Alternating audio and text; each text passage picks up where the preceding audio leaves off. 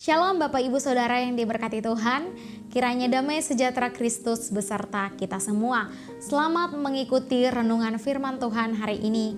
Tuhan Yesus memberkati. Judul renungan firman Tuhan hari ini adalah pilihan yang sulit.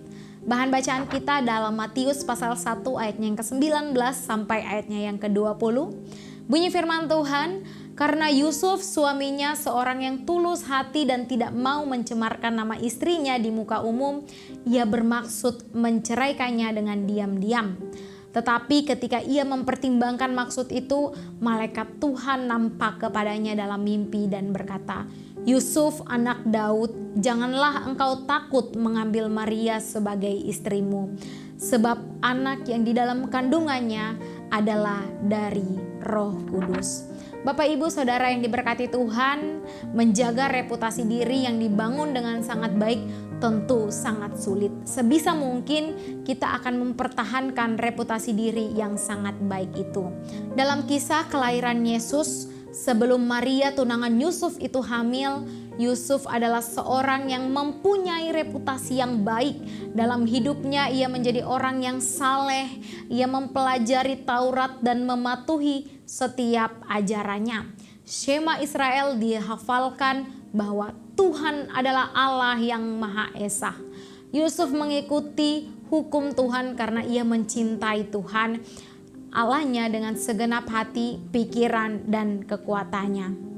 Dalam situasi yang sulit, Yusuf diperhadapkan dengan dua pilihan.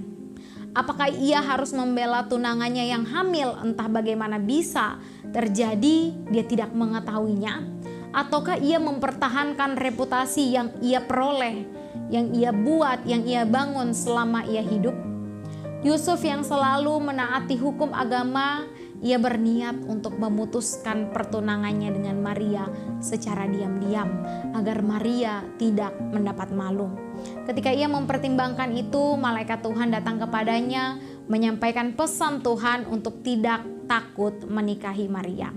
Bapak Ibu Saudara yang diberkati Tuhan, semua ketaatan Yusuf dalam mempelajari Taurat telah diinternalisasikan menjadi seorang yang pemaaf, penuh kasih karunia untuk menaati panggilan Tuhan.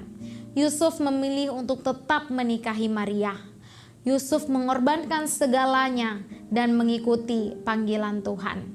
Belajar dari apa yang dialami oleh Yusuf.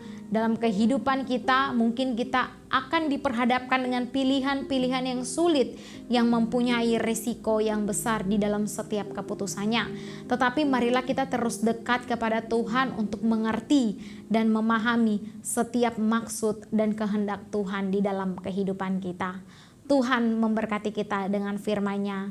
Amin. Soli Deo Gloria.